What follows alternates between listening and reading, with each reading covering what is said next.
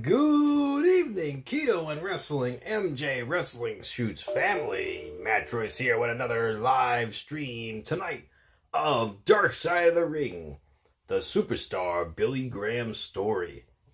Now, please allow me to be your eyes and ears for this broadcast, and we'll talk about it in between commercial break.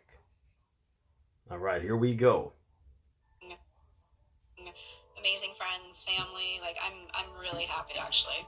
Is it show?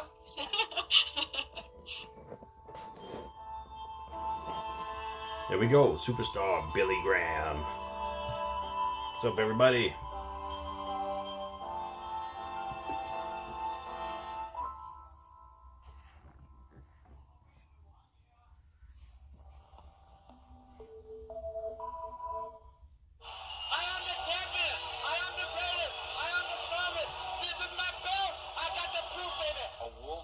Bodybuilder who revolutionized the business of wrestling, Billy Graham was the first superstar. Superstar Billy Graham was the biggest box office attraction in the world. The men of the hour, the men with the power, the men that's too sweet to be sour. Oh my gosh, perfection. His body was unbelievable. He was so far ahead of his time. He was an icon, but he was imitated so much. Every time you watch a wrestling show, Billy Graham influences all of them. And most of them don't even know it. You're looking at the strongest wrestler in the world today. Crowned world champion, Graham spiraled after losing the belt. Superstar Billy Graham lost the title and never recovered. He had it all taken away. And the drugs that made him a star proved to be his undoing. Steroids came to define Billy. But it absolutely destroyed his joys. The damage was done. My dad would do anything to keep that fame and that stardom and that status. He was at the pinnacle. He was selling out arenas, and then it's yanked from him, and he couldn't accept it. And for some people, and you get that taken away, you don't have a lot left except for spite. So he went to war with Vince McMahon, and Vince could squash you like a grape if he wanted to.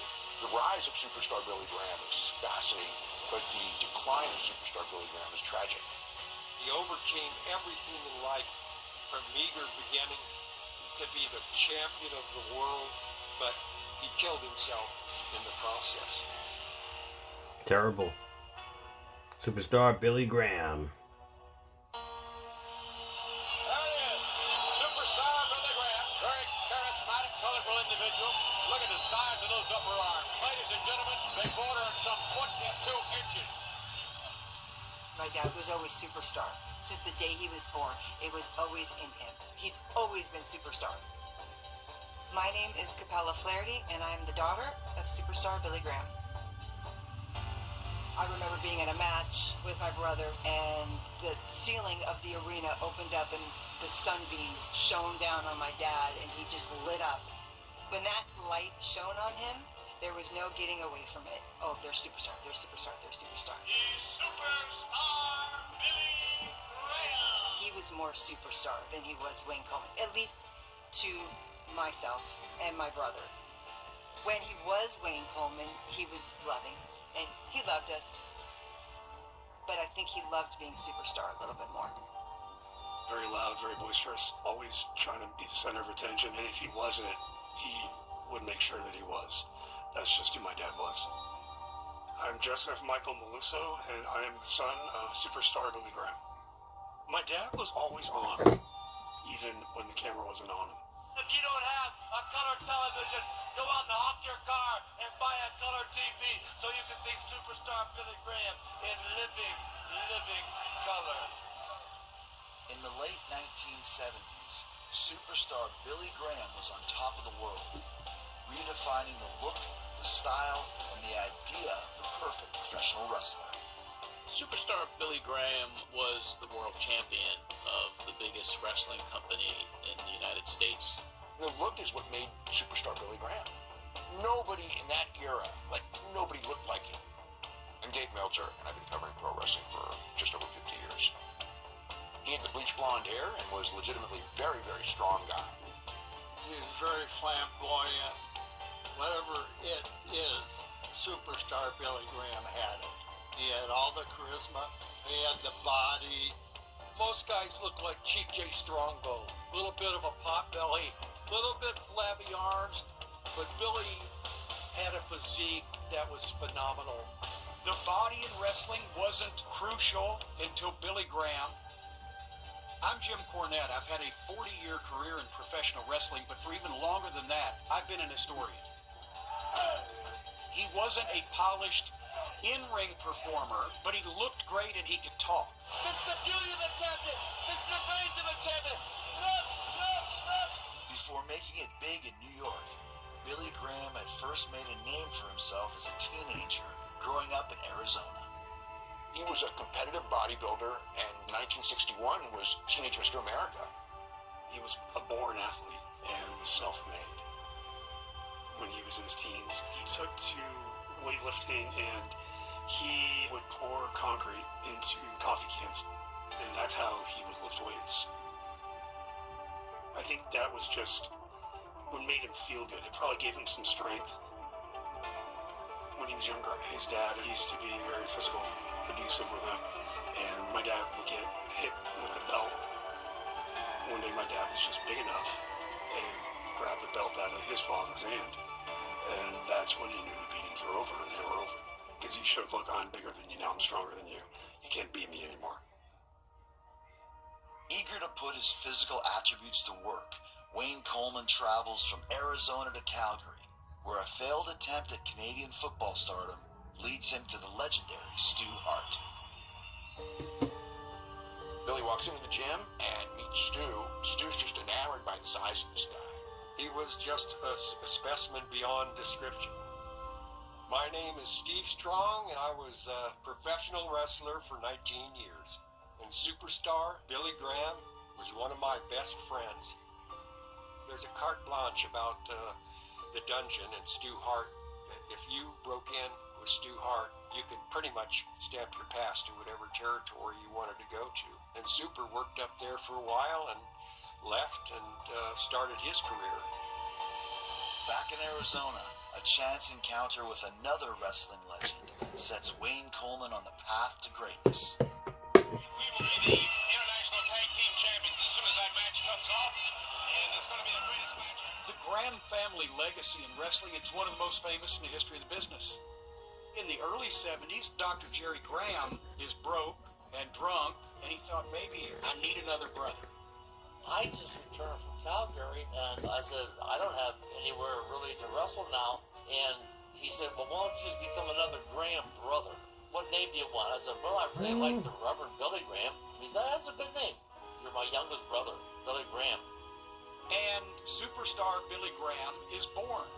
They went to Los Angeles together, and Jerry was just hopeless drunk. Jerry lasted a couple of weeks and they fired him, but Billy had enough charisma that they kept him on.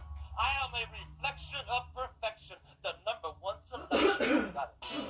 At that time, Billy would train at Gold's Gym, like every bodybuilder would, and he was Arnold Schwarzenegger's regular training partner. They were very close friends. I was born in June of 1972, and my father was a heel at the time, and some fans had vandalized my father's Cadillac, so he couldn't drive to pick my mother and I up from the hospital. So Arnold picked up my mom and my sister from the hospital in his blue Volkswagen Bug. Here's an Arnold picture. Here's a couple Arnold pictures. I'm not sure where that was, but I think it was in our apartment on Ocean Avenue. probably. I just found this recently. This is an original Western Union telegram that my mother had sent her parents the day that she married my father. They went to Vegas. They eloped. Yeah, January 19th, 1971. This is Mr. and Mrs. Joseph Maluso. That was my grandfather. Mom and Dad, Billy and I were just married. We really love each other. Please try and understand. I love you both. My mother was Madeline Maluso. She worked in a bank in Southern California, and he came in and thought she was really pretty. She always loved his smile, and he made her laugh a lot. She fell in love with him. She thought he was the most handsome man in the world.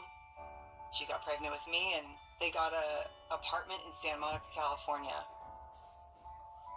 She didn't care about the wrestling part of it at all. She just loved my dad. I remember Mom tie-dyeing clothes in our kitchen. She was part of this look. Mr. Rainbow, more colors in the rainbow. The prettiest wrestler in the world, Billy Superstar Green. The look was good, and he understood his deal was posing and flexing and everything, but it was really the promos. And I'm going to take out my frustrations. I'm going to take out my wrath. I'm going to take out my anger. He'd been an evangelist in his younger years. He was a traveling tent show preacher. My dad started preaching as an evangelist when he was in his teens. He went all over Arizona, particular, speaking at churches, and did feats of strength. When I listen to his promos now, it's like he's standing in front of a church assembly. It's the same thing, except it's wrestling. The Superstar, you are the greatest. You are the strongest. You're the man hour. Billy Graham was probably one of the first to use various catchphrases that he would then start repeating. I'm the man hour. The man with the power. The man with the power. Too sweet to be sour. Too sweet to be sour. I mean, it's legendary stuff. They were unbelievable promos back then. These hands can crush coconuts. These hands can straighten out horseshoes. You know what this arm can do? In 1975, Billy Graham's star is already on the rise when he gets a call from Vince McMahon Sr., New York's top promoter. He weighed in at 285 pounds. Superstar Billy Graham. Billy was very, very excited about being at Madison Square Garden and being in the limelight. McMahon has a clear vision for the Superstar, with a bold plan for the future of the World Championship. Bruno Sammartino was ready to step down as being the champion. He'd already had a 9-year run from 63 to 71, and then he was champion again in the mid-70s. Bruno was a living god to the wrestling fans. He was so admired and so idolized. Bruno was so embedded into the history of the sport and New York, but it was time for him to drop the strap. You know, when you've had it for so long, there has to be a passing of the guard. Bob Backlund was Vince's guy. He wanted that squeaky clean guy who could go to schools and tell kids don't do drugs, don't smoke. Bobby Backlund was my tag team partner before he went up there. He was a great athlete, but his promos were the drizzly shit. I've been raised on the farm, and climbing has been a part of my life. Bruno wanted to lose the belt to somebody huge, a big man. So, Billy Graham becomes the transitional champion. He will hold the belt for almost a year, and then he will lose it on such and such date so they can crown their new champion, the All-American Boy Bob Backlund. That's the deal. So Billy knew the day he was winning it, he knew the day he was losing it. He was told. But something happens. Graham wins the title. Even though he's a bad guy, people start cheering for him. Billy Graham became the hottest box office attraction in the business. He's selling out Madison Square Garden. The winner of the bout and still champion, Superstar. Every month there's 25,000 people watching Billy Graham defend the title. But Vince Sr. always had a plan, and he was always regimented. He was sticking to it. No matter what, it was strictly, we want a babyface as the champion. And Billy was not going to be that babyface. And this is what led to Billy Graham's downfall. Wow. That's crazy. So he was drawing money back then. If it was Vince Jr. in charge during that time, he would have kept the belt on Superstar Billy Graham. If he was drawing money as a heel, I mean, I don't get it. I mean, it's a business. So if he's doing a good job, I don't know why they didn't keep the strap on Superstar Billy Graham. And he was well ahead of his time. Well ahead of his time. His promos, his look, his persona, his physique. He was so ahead of his time. Can you imagine if they put him in today's era or even the golden era of WWF or even the Attitude Era? I mean, he would have been a star. A huge star. He was really in the wrong era where he was. He was way ahead of his time. And now that's what WWE wants. That's all they want. They want someone who could talk, who could tell a story, who could get their point across to the crowd, the audience, who could work the crowd. And the wrestling aspect, they'll worry about that later. They want personalities. Yeah, definitely, Garrett. He would have been great in the Attitude Era. I think he would have been great in any era other than the era he was in. Michelle McCool. Man, that was a terrible, terrible Hall of Fame induction speech. It put me to sleep. I mean, she just wouldn't stop talking about BS. Like, what are you doing? And it was late on the East Coast, so I just fell asleep. Woke up to Triple H kissing Shawn Michaels. I'm like, what the hell did I wake up to? Am I dreaming? Like, what the hell is this? Like,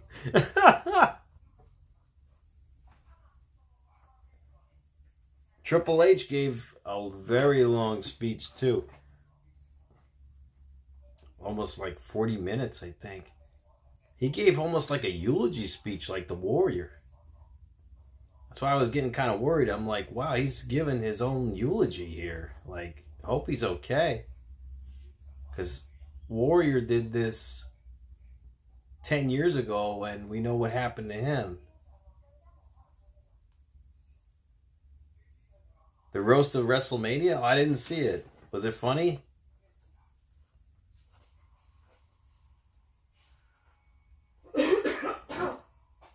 Yeah, Unbroken Billy Graham, he definitely had that it factor, you know, the X factor. He had the what they call it. Anthony, your favorite part was Austin crashing? He was out there 30 seconds, they're already in trouble. Anything can happen when he shows up. Yeah, Anthony, but it's not the Attitude Era anymore. These are different fans now. The fans from the Attitude Era would have loved it. The fans today, they get startled when something like that happens. They get scared. Case in point, you saw Nick Khan trying to calm down one of the fans in the front row. Who knows what they gave her to calm her down? Maybe they refunded her $50,000 ticket. Who knows? Because they don't want a lawsuit or anything. I mean, yeah, it's a different time, different audience. We're back.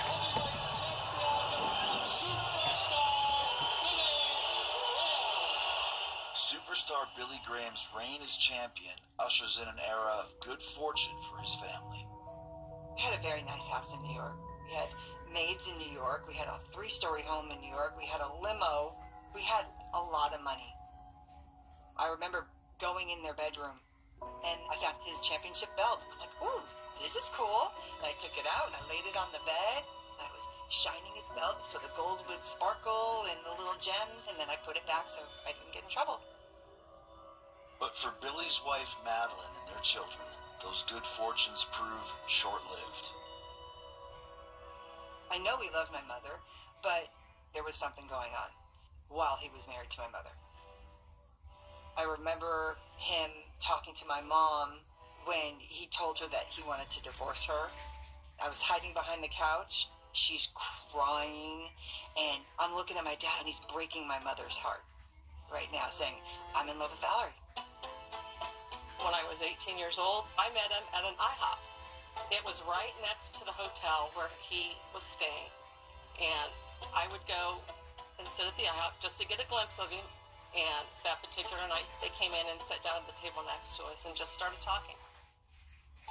Hi, I'm Valerie Coleman, and I was married to superstar Billy Graham for just short of 45 years. Wow. Long time. Basically, from the time we met, we were together all the time. Yeah, it sucked, but it was just really sad watching my parents break up right in front of me.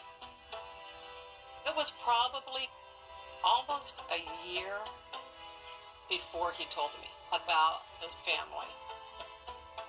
It was devastating. I didn't know what to do.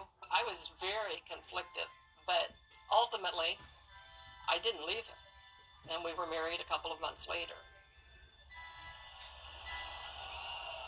With a new wife and a new life, superstar Billy Graham feels on top of the world. I had a universal appeal. I crossed all lines, I crossed all borders, and I had all types of fans. And I told him, I said, we're going to have a sellout after sellout after sellout. But even as Superstar pushes himself to deliver, the demands of being champion wreak havoc on his body. He'd always have pills around, and so when he would call us, it's clear in his voice that he was definitely on something. You know, I mean, he was in pain. You know, and when you're in pain, you want to take medicine. And unfortunately, he had that type of personality that he just abused it. He just didn't know how to control it. He overdosed in his hotel room in New York several times while he was champion. It was all pharmaceuticals, uppers, downers, trying to get through the pain and just live with it. He had an overdose in the hotel room. He'd gone into the bathroom and taken a handful of pills and came out. And all of a sudden, his body rolls over, and he's not breathing at all. I call downstairs, and I'm begging for them to come help. And this woman comes up, and she starts pounding and beating his chest and screaming, "Don't die on me!" And she's cussing him out, "Don't you die on me!" And she's beating him. Paramedics get there, and they're trying to use the defibrillators and things on him. His heart had stopped. They, shocked him back. So, yeah, that was a pretty intense time. There's pandemonium tonight. There's excitement. Look at the people's faces. Look at the people's expressions. Can you feel it? Look at you. You're excited because I am the champion. After almost a year as champion, Billy Graham is set to lose the belt to Bob Backlund, following the plan originally laid out by Vince McMahon Sr. His run was the hottest it ever was, but I think in his mind it's like, I'm going to prove them wrong. I'm going to draw so big that they can't take the title from me. Graham went to Vince Sr. He's like, how can you do? We're selling out. We're turning them away. The New York promoters had always put their heavyweight championship on a hero. And Vince Sr. was looking for his next champion, who was going to be Bob Backlund. He had planned this for a year and a half, and nothing was going to change his mind. Ask Bobby Backlund when you see him how he expects to get out of the superstar bureau. Ask him right before he goes out, before the match, he was trying to get them to change their mind. And they're like, no, we're going with Bob Backlund. Wow. Bob Backlund. I hate that guy.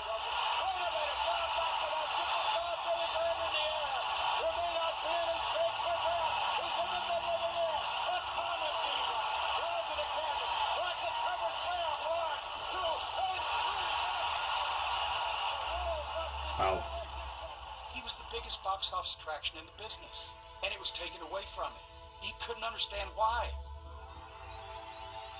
All the struggles, all the pain, working his way up from nothing to being champion of the world, and then all of a sudden lose it. In his mind, he's like, what was the point? Did I do something wrong? These guys obviously don't know greatness when they see it, so it hit him very hard. That's all that there is in this world is the championship belt, the greatest wrestler on the... Wayne was very, his entire life, a very insecure person. It's kind of hard to believe when you would look at him with the physique and everything. But he was very insecure, so he just never could believe that he was really worth anything. He was beaten down so much growing up. Not just the physical, but also the verbal abuse and being told that you're worthless, you're no good, you'll never be anything, you're ugly. And he took it. He received that. He accepted that. And he believed it. His entire life it stayed with him. Being on top, being the champion, carrying that belt meant so much to him. And when he lost that title, it certainly changed everything from that day forward. It just flat out was devastating to him. It destroyed his ego. One day he'd started a big bonfire, burned all of his wrestling gear, boots, his jackets, his robes, his attire. You know, just, he burned everything.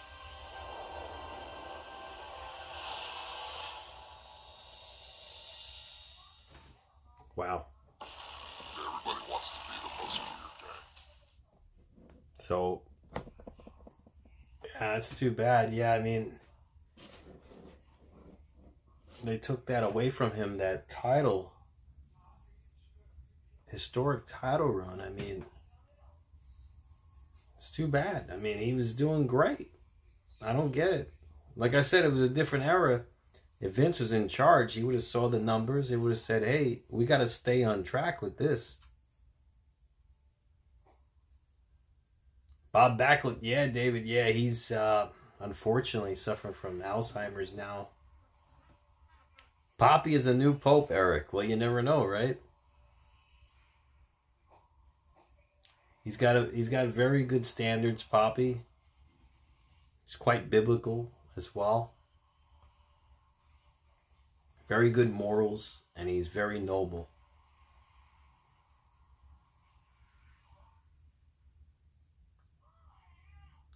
But yeah, that's crazy. I think Poppy liked Bob Backlund back in his day, because Bob Backlund was very clean cut. He wasn't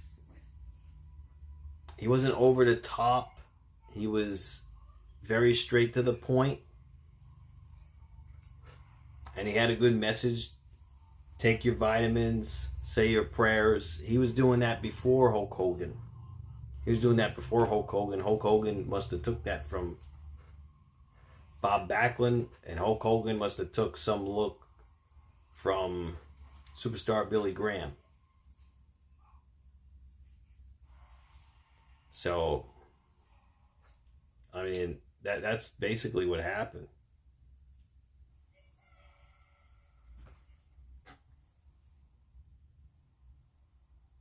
Yeah, like I said, Moxie, it's a different era now. The fans are completely different now than the Attitude Era or any other era.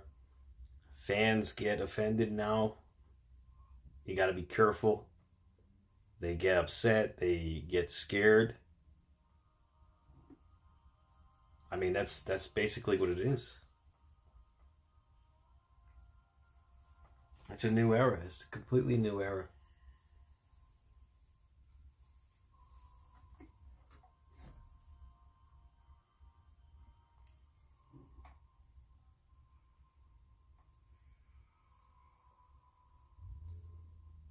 Paul Heyman.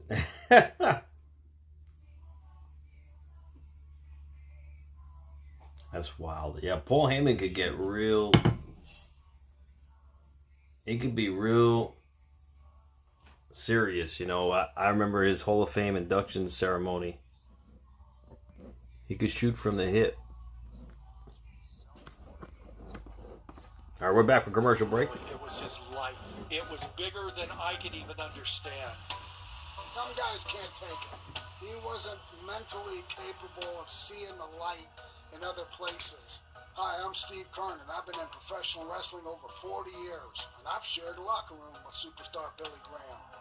He saw the big money was New York. He was the man. He had the belt. Now he's beltless. You didn't win that belt. Somebody told you that you're going to get that belt.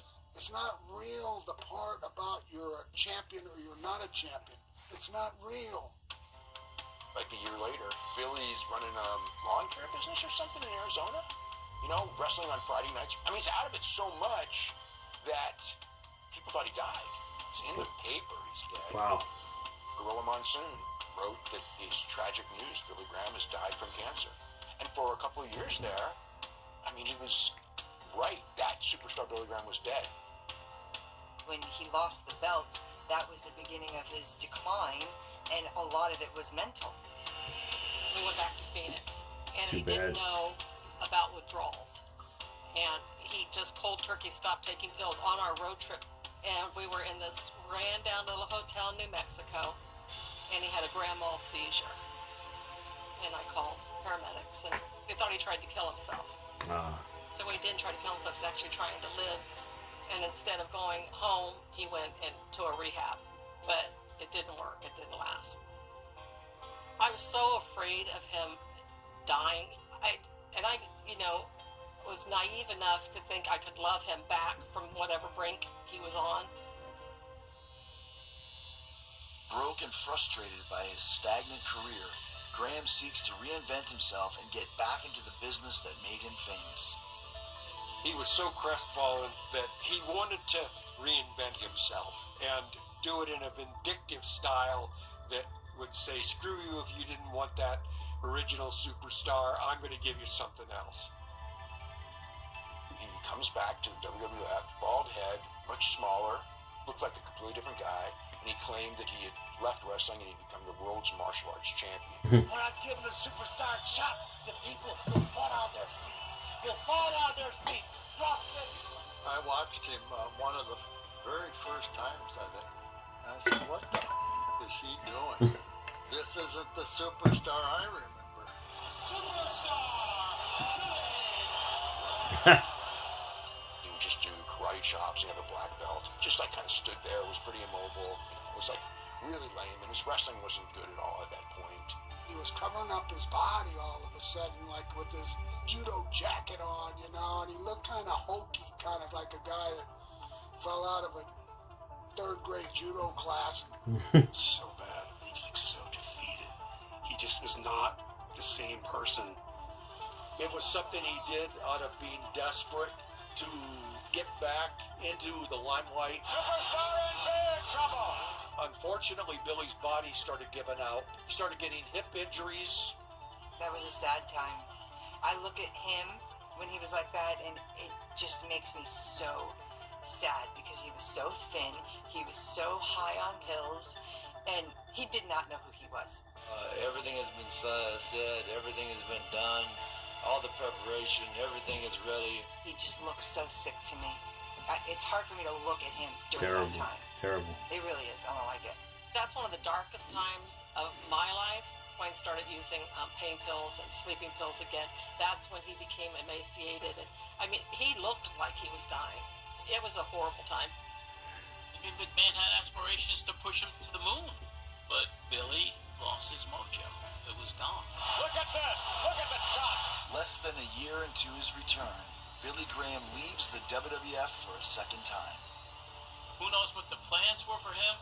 Because before too long, Hulkamania is running wild. Hulk Hogan, he dropped the big leg on him. He's going for the counter of the leg. 1, 2. He got him. The way the business was growing, McMahon kind of transitioned into making Hogan his ideal version of superstar Billy Graham and embellishing that character and creating someone that maybe he felt like he didn't do enough of for Billy Graham. The pythons are ready. The largest arms in the world. Superstar Billy Graham will put the 22-inch python arms around your body and squeeze. The promo skills, the posing, all of that stuff, it came from Billy Graham. Hulk Hogan, he was wearing boas and things like that. I want to know one thing, brother. Superstars started brother. Hey brother, how you doing, brother? I got the Hulk Hogan war bonnet on now, brother. Literally, though, everything from, the ear, Wayne ripping the shirt off and throwing it out to the crowd. You name it, he did it. Look at the videos. There's Wayne doing it. You're going to see a lot of #1 contenders come and go, brother. But there's only one Hulkster. There's only one Hulk Hogan, Daddy. My dad, deep down, knew that Hulk was younger and more relevant at the time, and was probably a little jealous. Vince had said that if the Billy Graham of 1974 was around in 1984, he could have been Hulk Hogan.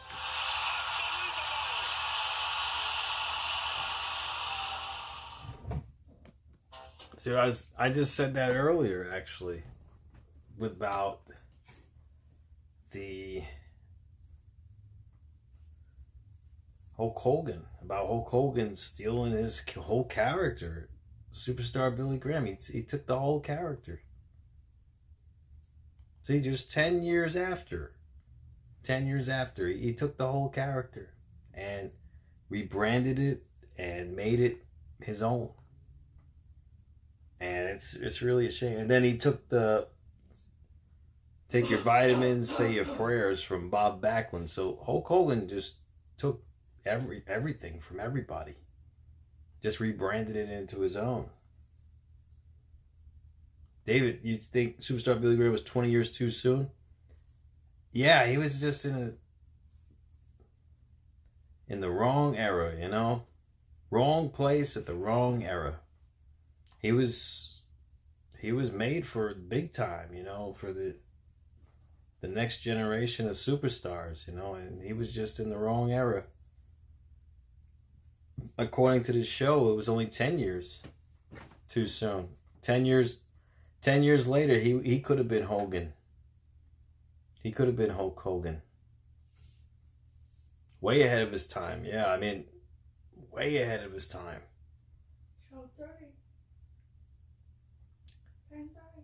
But it's really crazy how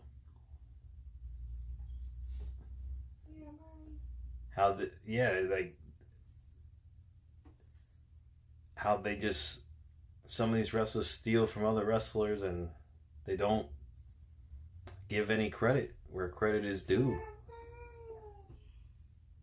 It's really a shame.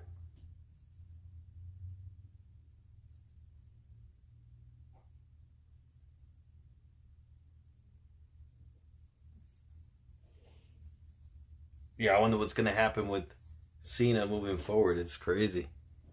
Moxley. All right, we're back for commercial break. Training with a vision of being back in the squared circle. Superstar Billy Graham is on top of his game, and the future's mine. The Pythons are back. In 1987, following his first failed attempt to reinvent himself, Billy Graham once again attempts a comeback. Billy's not the same. The fans aren't the same.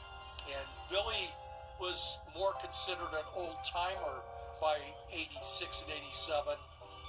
He tore his body up. He had his ankle fused. They had a steel rod that went from the bottom of his heel through his leg. My right leg is now approximately 1 inch shorter than my left leg. The whole ankle joint had deteriorated from taking a lot of steroids on a long-term basis. His spine was collapsing. It was an absolute mess. It was the steroids had eaten him up. Billy was pumping a lot of steroids in his body still. He'd always been on steroids. He was one of the original users of steroids in wrestling. To him, it was normal. He didn't care, you know, what anybody thought of him, because he still, first of all, he knew he had to do the work. Anybody can take steroids, but not anybody's going to have a physique. I started in the mid-60s. A friend of mine at Arizona State University at the time, he kind of introduced me and some of my friends to steroids, and he put on like 35, 40 pounds of muscle. We couldn't believe our eyes. And I started taking steroids then for powerlifting and bodybuilding purposes. He had a big ego, and he took roids to look good, just like Arnold Schwarzenegger did, and all the bodybuilders of the 60s and 70s. Anybody in my industry in the 70s and 80s, they were playing with steroids because they saw the effect on promoters when they had a better body. He was really struggling mentally with it. I think he wanted to be who he was back in the 70s, and it wasn't going to happen. He would get in these moods, but he could get really incredibly rageful. He never was physically abusive to me, but he would destroy the house, and he could be very intimidating. So if he wanted a shot in his hip, you know, I would have to give him the shot, but I would stab him. That was just my only thing I could do. I would use it like a dagger or a dart and do it as hard as I could. The mental anguish that he was going through, I'm sure, was amplified also by the physical pain of his body and the fact that he wasn't in the ring. He wasn't wrestling, which is what he wanted to do. Even as he got older, he always talked about how he lost that belt and that he shouldn't have lost it that soon. I'm like, well, Dad, that's the way that it was supposed to happen. But I think that once he lost that, that was his downfall. Billy never, ever, ever, ever, ever forgave Vince McMahon Sr. for having him drop the belt to Bob Backlund when this segued into the early 90s, I think Billy was just going, how can I hurt Vince McMahon? But to be successful in pro wrestling, it's an absolute must to take steroids. From 1985 to 1991, McMahon and a doctor conspired to distribute steroids to the wrestlers to enhance their size and muscle development. Dr. Zahorian was the wrestling commission doctor, but then he became close to some of the wrestlers, and he became their drug supplier of prescription drugs. He sent through the mail thousands upon thousands of pills just to my husband alone. He made a ton of money, got very, very rich off of their suffering and their addiction. Billy testified for the prosecution. Here was, the former world champion on the witness stand talking about his life and history with anabolic steroids. But he didn't go after Vince, he didn't go after Hogan then. And then Hogan goes on Arsenio Hall. I saw a guy on a program named Billy Graham. What's up with him? Well, superstar Billy Graham apparently in the 70s was one of the top wrestlers. Hulk says something to the effect, he's just like some old time, like that he was nobody, that he was a nobody. That's when things started changing with Wayne about the way that he felt about Terry, about Hulk. And he apparently was a heavy-duty steroid abuser. Graham was furious at Hogan for using his name like that because Hogan was doing the same steroids. So Billy was really mad, and so at that point he went and said that Hogan did steroids. I know he did steroids. Of course he did steroids. Well, I remember the first night I met Hulk Hogan. It was in a local nightclub in Tampa, and one night in walks the future Hulk Hogan, Terry Bollea. He said, I want to know two things. How do I become a professional wrestler, and how do I take steroids? And Billy had the bitterness against Vince, too. That's how it really manifested. And because of that, we end up on the Phil Donahue show. Superstar Billy Graham, I'll tell you what, he's won his share.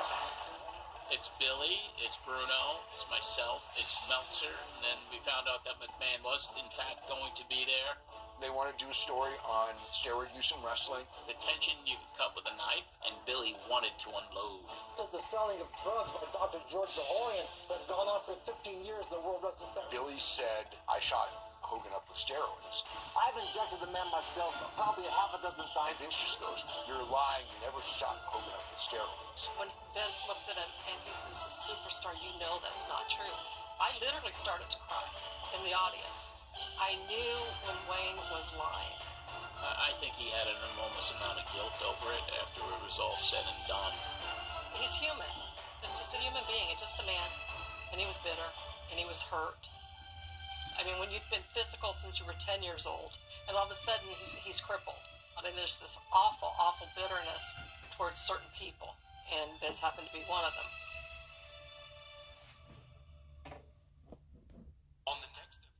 Steroids, see? It's run rampant in professional wrestling. It's just insane what happens to these wrestlers. I mean, it's really a shame. Like, it's almost the same story over and over again. Drugs, alcohol, pills, steroids. It's really sad. It really is. And it's just like history keeps repeating itself over and over and over again. It's really a shame.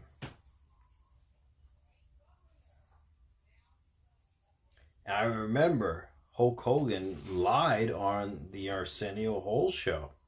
He lied. He said he doesn't take steroids. He lied on that show. Flat out lied.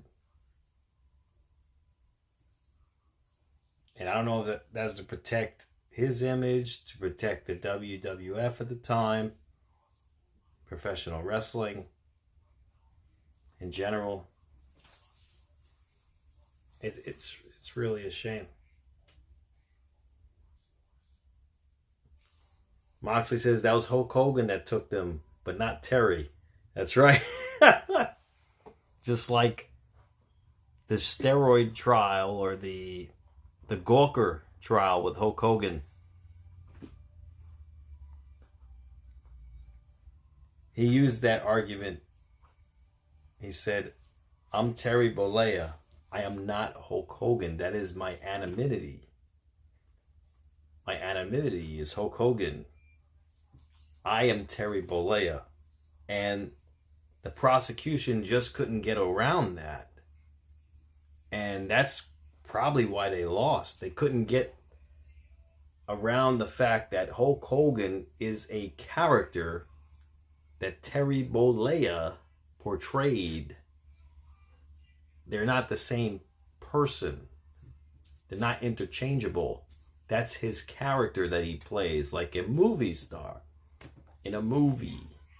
That's his character, and that's he got those lawyers good with that. The lawyers are like, seriously?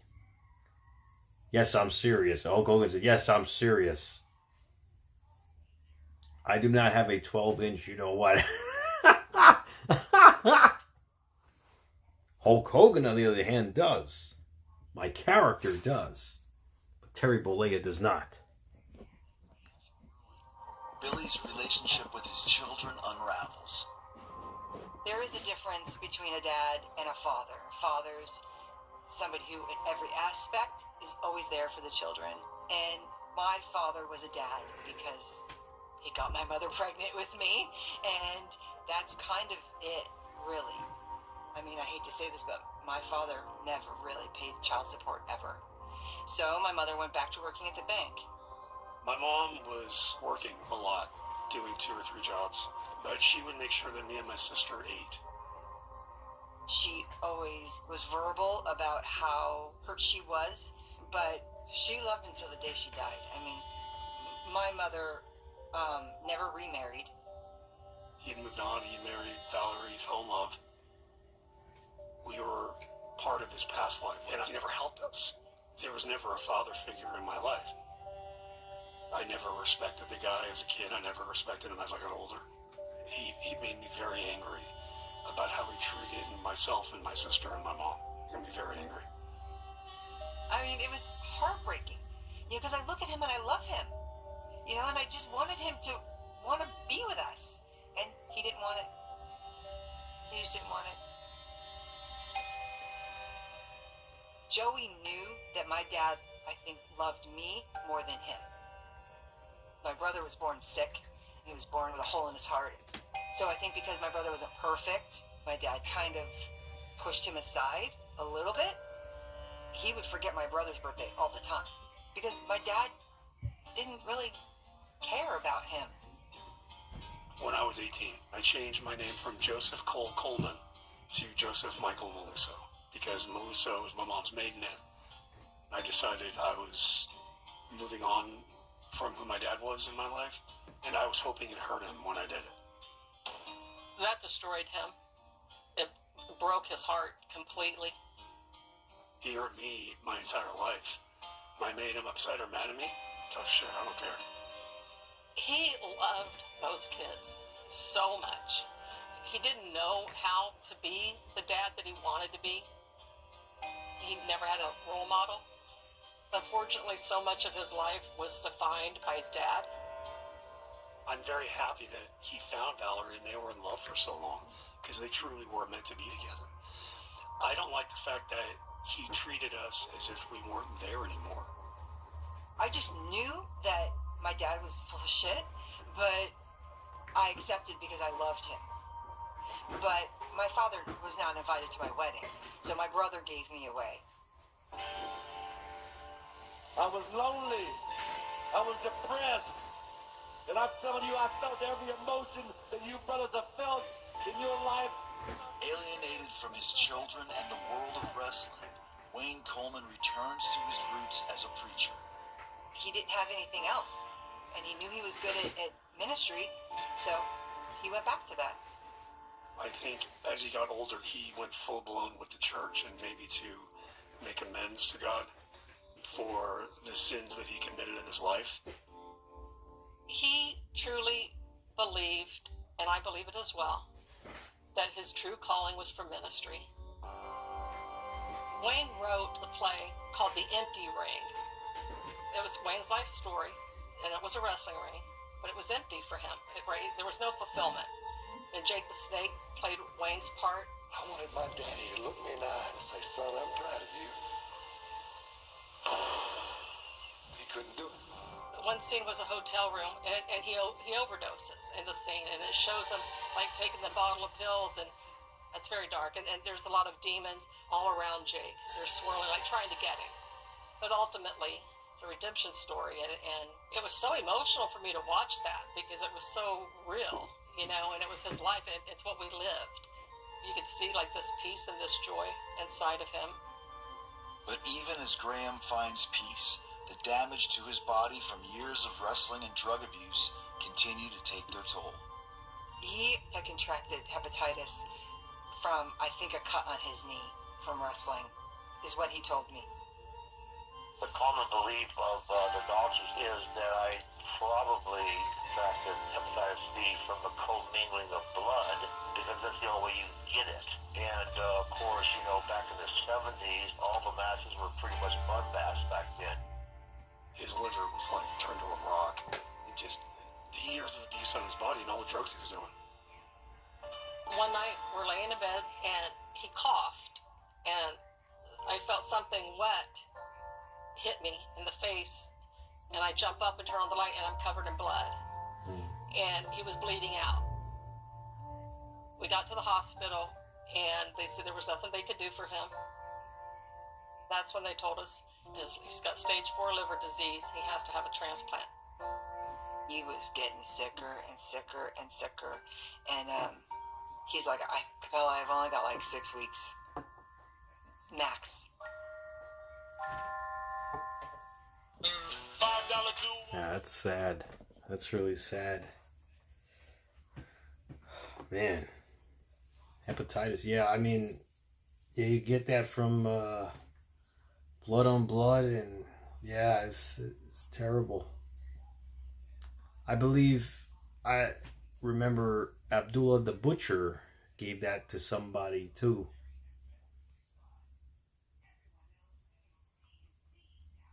And I think Hannibal, he's another YouTuber.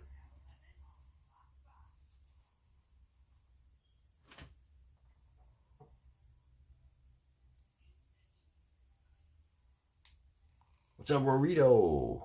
A friend of yours telling you Braun Breaker, Seth Rollins, Paul Heyman, and maybe Theory could be the new Evolution, but they could bring in Becky to join them. That would be interesting, actually. Oh, don't forget, I shipped out all prizes today. So, Rory, I shipped out your prizes.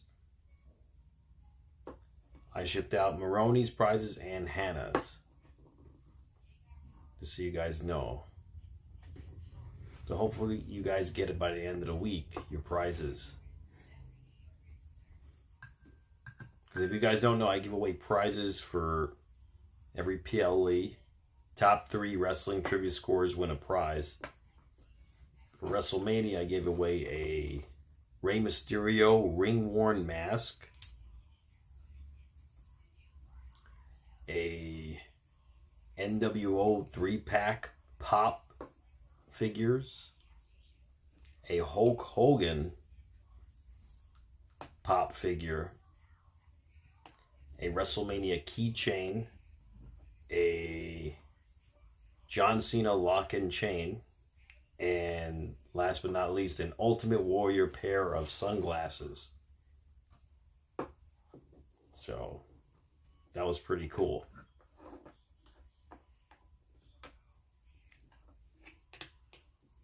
Moxie, yeah, Charlotte had a lot of work done. She did. She really did. I mean, for better or for worse, I don't know. I mean, I never really found Charlotte attractive at all. Like, never.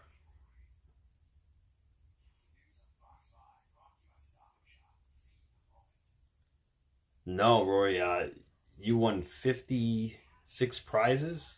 No, no one will ever top that. I doubt it. I doubt it. I don't think it'll ever happen. 56 prizes. Yeah, that's unheard of. Oh, Hot Stuff Eddie Gilbert is next week, guys. Hot Stuff Eddie Gilbert. Pretty much broke his heart. I don't think that pain ever left him. He would have gone on to be one of the most influential minds in wrestling. But it didn't happen that way. Dark Side of the Ring. New episode next Tuesday at 10 on Vice. Ravaged by hepatitis C, superstar Billy Graham faces a fight for survival, requiring a liver transplant just to stay alive. Knowing that he might not wake up, he called Vince, and he just asked him again to forgive him, and he told him that he loved him, and he thanked him for everything he'd ever done for him. But that tells you his heart, what was on his mind were the people that he had hurt, you know, people, that things he hadn't forgiven himself for. Vince was gracious enough, and he was very kind, thankfully, because he didn't have to be even then, but he was. This poor girl had died and donated all her organs that could be donated. Thank God for that, because I really thought he was gonna, that was it for him. And then short while after that, I told him I'm never gonna forget all the things that happened in the past between you and Mom and me and Joey, but I'm an adult now, I'm pregnant, you're going to be a grandfather, and I can forgive. I was given 21 more years with him. You know, God, for whatever reason, he had his hand on Wayne's life, and he never let go, and he never gave up on him. He was a walking miracle. In January 2023, after 2 decades of battling liver and heart issues, Graham is hospitalized once more. All the times he got sick, I'm like, my dad's always bounced back. I'm not worried about it. And me and my sister talked for about 6 months before. She's like, do you think we should go see him? And I'm like, he's fine. He's fine. He always gets sick. He always gets better. I was still conflicted if I was going to go or not. I had had enough. You know, if he dies, he dies. Okay, God's going to take him, and that's just what happens to us. We live, we die. And, you know, as much as he had disappointed me for most of my life, I wanted to make him happy at the end. For a while, I was like, why the hell should I go see him? Why should I have to put myself out to go see my father in Arizona when he never did anything for me? I mean, what am I supposed to do? And then I saw some pictures that Valerie posted, and that's when I saw my dad as my dad. He wasn't Superstar anymore. He's going to die. So that's when I went to go see him. He started actually telling me some stories about my mom, and it sounded like he was very remorseful about how he treated her, how he wished he could have been a better person. And when I heard that, I knew he was dying. And I looked at him, and his body was, I hate to say it, but he was so small. He had no muscle anymore, and I looked at my dad, I'm like, oh my God, this is not Superstar Billy Graham anymore. My brother had flown out there before I did, so I bought a ticket and I flew out there by myself. I played him, Bob Dylan, and that meant a lot to him. I put that music on and he closed his eyes and he put his head back and he got this little faint smile. It was the best smile that he could give at the time, and he just was so happy to be listening to Dylan, and it made me happy that I could do that for him. You know, and the next day, Valerie and I are talking to the doctors, and we're like, you know what, Valerie, it was like, it's time. My sister was with him at the hospital, and I was home, and I could hear my dad on the phone. I told him, I said, Dad, you know, we've had our problems in life. We've had a lot of issues with each other. I've hated you for a very long time. But I always understood you were my dad, and I always have loved you. So I just want you to know that I've always loved you. And the last words he told me, I could hear him.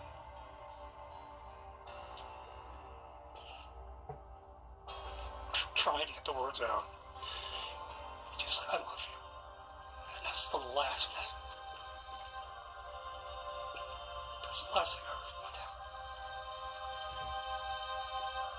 That's it. And It wasn't the superstar. It was my dad.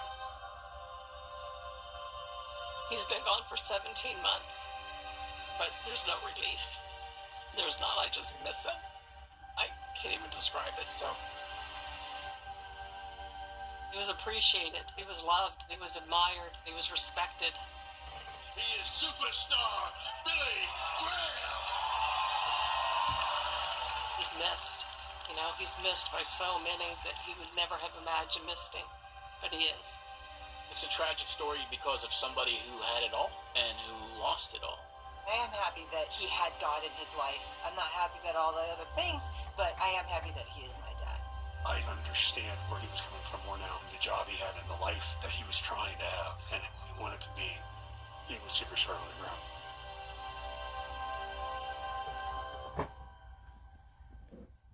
I gotta say, you know, yes, Superstar Billy Graham did deserve to be in the Hall of Fame. Yes, 2004. Yeah. Yeah, Garrett, yeah. I gotta say, you know, this season's pulling out all the punches for Dark Side of the Ring, Season 6. Every episode's been very in-depth. Every episode's been very real. And they're definitely not pulling any punches with these episodes. Like, I'm very impressed with this season. This season's got a lot going on. Even though, yes, Moxley, it's almost every episode has the same issues as far as substance abuse and pills and drugs, alcohol, steroids. But it's really, as far as how these wrestlers get to that point and what they do in their lives, that's where it's different. However, it all stems from that, I'd say.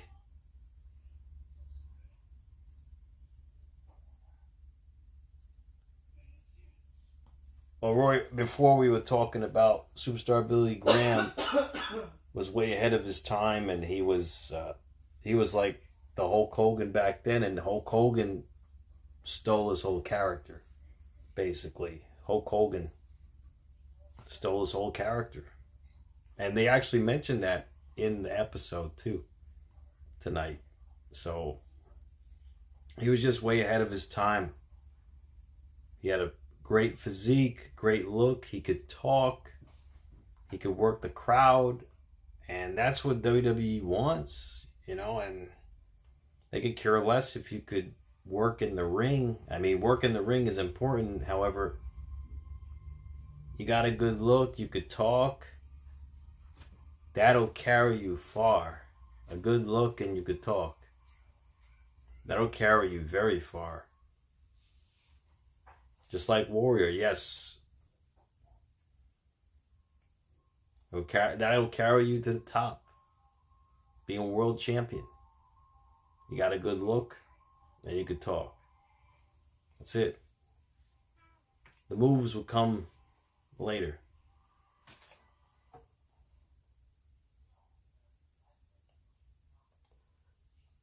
Well, if The Rock wants to fire Triple H, that's on him. You know, it's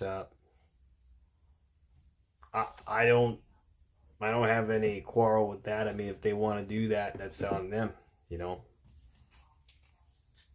I mean, Triple H, I mean, whatever reason, climbing up the ranks wasn't the friendliest to The Rock. I mean, that's why you never know who's going to become the boss. I mean, you should always be nice to everybody. You never know what's going to happen. Like, one day, someone is mopping the floors, and the next day, they're a multi-millionaire because they won the lottery. You know what I mean? Like, it could happen. It could happen, and that's why you should be nice to everybody. Yeah, that's right, Elvis. He was really climbing those poles. What's Cena's excuse, Unbroken? See, Cena he's just on that level. He's on that level of that Hogan status, you know. And as far as Cena's concerned, I think Cena knows how to politic enough so that anyone who would get a higher position than him would have respect for him.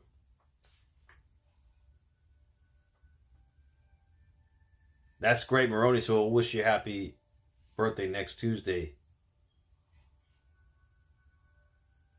I think so, Rory. I think so. Nick Khan was an usher at WrestleMania 9. I got to see that documentary on Peacock. In fact, I'm probably going to watch it tonight. That's awesome, Maroni. Have a good time, man. All right, guys. So I'm going to get going. I hope you guys have a great night tonight. Hope you all be safe and be well, each and every one of you. And I'll catch you guys next time on the live stream. Enjoy your evenings, guys. It's great to see you guys. You too, Rory. You too, Moxley, Maroni, Elvis. Everybody, have a great night. Be safe, be well, everybody. Good night, Garrett. Good night, bro. Congratulations, Maroni. I'll let them know you said hello, Rory. I'll tell your fam I said hello as well. Good night, Unbroken. You too, Elvis. Be safe, be well. Oh, I shipped out all the prizes, Maroni. So I shipped out your prize too, just so you know. Good night, everybody. MATTROISE signing out. Be safe, be well. Oh, anytime, bro. Anytime.